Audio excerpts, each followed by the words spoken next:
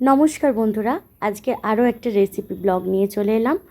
এখানে আমি চিকেনের স্টমাক মেটে এবং গলার দিকের পিস 500 গ্রাম মতো নিয়েছি। এটা অনেকেই হয়তো খেতে পছন্দ করেন না, অনেকেই আবার খুব পছন্দ করেন। তবে এটা দিয়ে একটা সুন্দর লোভনীয় রেসিপি আপনাদের সাথে শেয়ার করব। ধৈর্য ধরে পুরো ভিডিওটা দেখার অনুরোধ জানালাম আপনাদের সকলকে।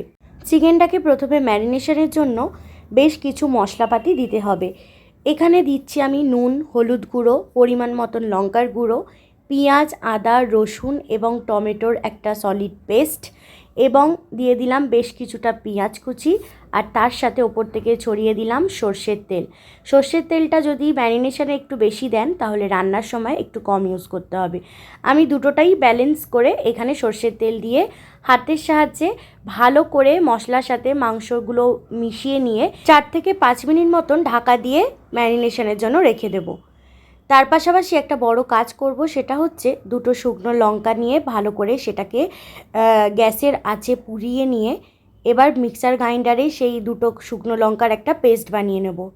গ্যাস অন করে কড়াইটা বসিয়ে দিয়ে দিলাম পরিমাণ মতন সর্ষের তেল। মনে রাখতে হবে ম্যারিনেশনে যতটা সর্ষের তেল দিয়েছিলাম ঠিক তার থেকে অল্প পরিমাণে সর্ষের তেল দিয়ে তেলটা ভালো করে গরম হয়ে এলে একটা তেজপাতা আর একটা ছোট চামচের 1 চামচ চিনি দিয়ে একটু ফুটে এলে তারপর দিয়ে দেবো সামান্য একটু পেঁয়াজ কুচি। এখানে আমি 3টে মতন পেঁয়াজ কুচি পুরো রান্নাটাই ইউজ করেছি।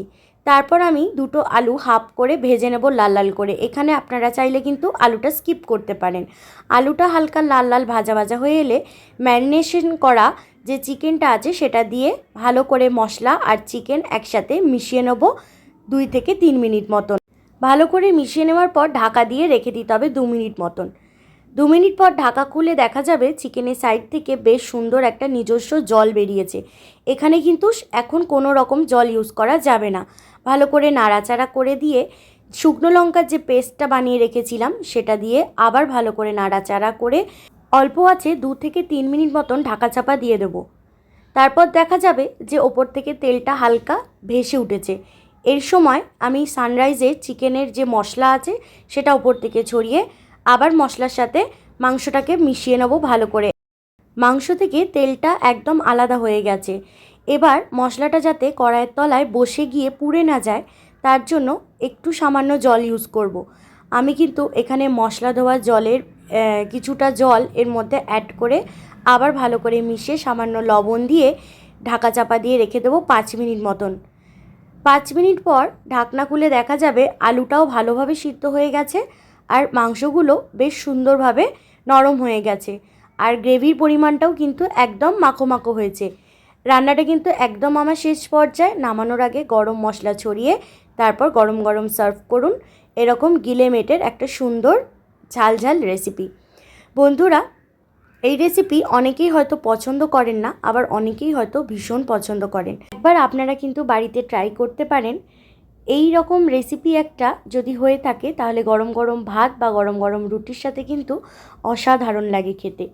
আপনাদের সকলকে অনেক ধন্যবাদ পুরো ভিডিওটা দেখার জন্য।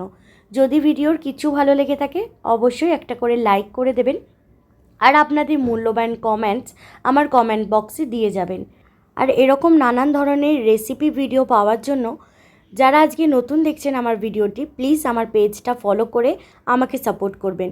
আজ তাহলে এইটুকুই রাখলাম, দেখা হবে অন্য কোনো ভিডিওর সাথে। সকলে ভালো থাকবেন।